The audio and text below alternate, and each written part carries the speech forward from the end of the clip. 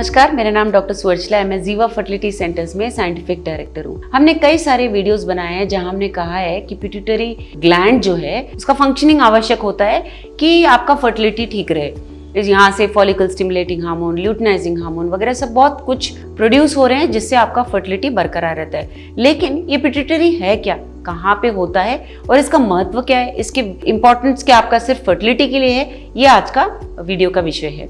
Pituitary जो है वो आपके ब्रेन में नाक के पीछे हाइपोथैलेमस के नीचे, हाइपोथैलेमस एक और छोटा सा भाग है जहाँ आप यहाँ देख सकते हो ब्रेन में कहाँ से है आपके, वहाँ पे लोकेटेड है। और ये हाइपोथैलेमस से पिट्यूटरी लगा हुआ है एक छोटी सी डंडी के साथ। इस डंडी के द्वारा पिट्यूटरी को हाइपोथैलेमस से नर्व्स जा रहे हैं, ब्लड सप्लाई जा रहा है, जिसके कारण पिट्यूटरी ठीक से काम कर पा रहा है। अब पिट्यूटरी को भी हम दो भाग में डिवाइड कर सकते हैं। ये दोनों भाग, एंटीरियर जो आगे वाला आप देख रहे हो, पोस्टीरियर जो पीछे वाला देख रहे हो, ये एक हड्डी के छोटे से केस में है। एक छोटा सा उसके लिए एक पाउच बना हुआ है, उसके अंदर पिट्यूटरी है। ये जो एंटीरियर है ये सामने देख सकते हैं आप, और जो पोस्टीरियर है पीछे। एंटीरियर का महत्व क्या है, इसमें से बहुत सारे हार्मोन्स रिलीज हो रहे हैं। ये हार्मोन्स होते क्या हैं?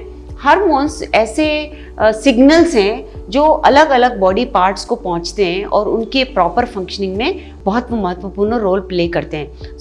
बॉडी पार्ट्स को जब पहुंचते हैं ये सिग्नल्स, तब चाहे डाइजेशन हो, लिवर फंक्शन ठीक से हो, जो भी है ये हार्मोन्स वहाँ तक सिग्नल ले जाते हैं। बहुत तरह के ग्लैंड्स होते हैं बॉडी में, पिट्यूटरी नहीं, बहुत सारे ग्लैंड्स हैं जहाँ से हार्मोन्स रिलीज हो रहे हैं, जहाँ से स्वेट रिलीज हो रहा है, आपके आंसू रिलीज हो रहे हैं, ये सारे ग्लैंड्स होते हैं। पिट्यूटरी भी एक ग्लैंड है।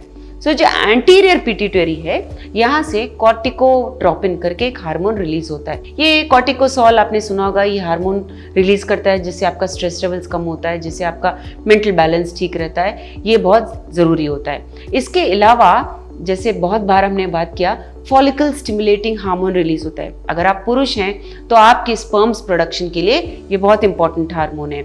अगर आप महिला हैं तो आपके अंडे बढ़ने के लिए, हर महीने अंडे बढ़ने के लिए ये हार्मोन बहुत ज़रूरी होता है। ओवरीज में जब अंडे बढ़ रहे होते हैं, आप प्रेगनेंसी के लिए प्लान कर रहे होते हैं। फिर ल्यूटिनाइजिंग हार्मोन, ल्यूटिनाइजिंग हार्मोन पुरुषों में टेस्टोस्टेरोन नामक हार्मोन रिलीज करता है, जिसके कारण स्पर्म प्रोडक्शन होता है, ग्रोथ होता है। जब एक लड़का अडल्ट में ट्रांसफॉर्म हो रहा है, बॉडी में ट्रांसफॉर्मेशन आना या मसल मास बिल्ड होना, ये सब कुछ टेस्टोस्टेरोन की वजह से होता है पुरुषों में। महिलाओं में ल्यूटिनाइजिंग हार्मोन अंडे को रिलीज करता है। अगर ल्यूटिनाइजिंग हार्मोन रिलीज ना हो पिट्यूटरी से तो ये अंडा बढ़ भी जाए, रिलीज नहीं होता। ये एक हार्मोन हो गया। फिर हो गया प्रोलैक्टिन। प्रोलैक्टिन भी बहुत जरूरी है, पुरुषों में भी वेलबींग के लिए जरूरी है, स्पर्म प्रोडक्शन के लिए जरूरी है, जनरल मेटाबॉलिज्म के लिए जरूरी है। महिलाओं में जब बच्चा पैदा होता है तब मिल्क प्रोडक्शन के लिए, दूध आने के लिए प्रोलैक्टिन बहुत जरूरी होता है। अगला है थायराइड स्टिमुलेटिंग हार्मोन। ये जो हार्मोन रिलीज होता है पिट्यूटरी से, थायराइड नामक ग्लैंड पर काम करता है और तब thyroid stimulating hormone, thyroid hormones वगैरह सब रिलीज होते हैं। थायराइड आपके जनरल मेटाबॉलिज्म के लिए बहुत जरूरी है।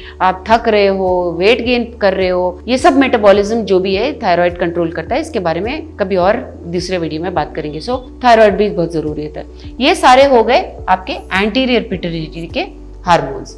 अभी पोस्टीरियर पिट्यूटरी का भी बहुत इंपॉर्टेंट रोल होता है। हालांकि ये नहीं कह सकते कि हम सिर्फ फर्टिलिटी के लिए होता है, बट ये जो पीछे का भाग आप देख रहे हो, यहाँ से भी दो इंपॉर्टेंट हार्मोन्स रिलीज हो रहे हैं। वैसोप्रेसिन, ये हार्मोन आपके वाटर बैलेंस के लिए, बॉडी में जो वाटर का बैलेंस है, सोडियम बैलेंस है, ये सब बरकरार रखता है। वैसोप्रेसिन का रिलीज होना भी जरूरी है। दूसरा होता है ऑक्सीटोसिन। ऑक्सीटोसिन एक हैप्पी हार्मोन है, यानी कि आपके स्ट्रेस को कम करने के लिए, रिलेशनशिप में, बॉन्डिंग में जब प्यार होता है तब ये रिलीज होता है।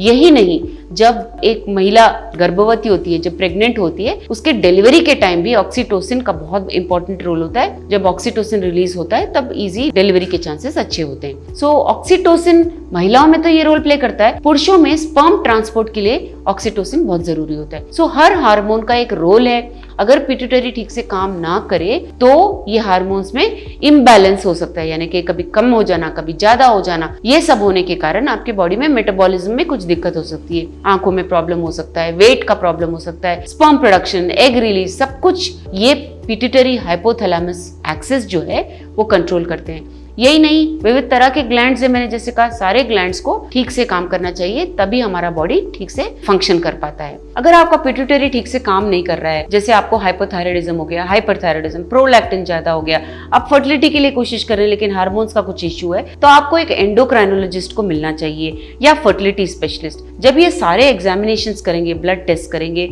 आपके सिम्टम्स को समझेंगे, तब ये जान पाएंगे कि कौन सा हार्मोन डिफेक्टिव है या कम या ज्यादा, जो भी ये डिफेक्ट पकड़ पाएंगे और वहां से आपका ट्रीटमेंट शुरू हो पाएगा। एंड अक्सर ट्रीटमेंट से ये प्रॉब्लम सॉल्व हो सकते हैं। ये ज्यादा होने से पहले आपको डॉक्टर को मिलना चाहिए। इसके बारे में और सलाह के लिए अवश्य जीवा फर्टिलिटी सेंटर्स आइए। धन्यवाद। हमने इस वीडियो को बनाने में बहुत मेहनत की है, जरूर हमें सब्सक्राइब और लाइक कीजिए। Thank you.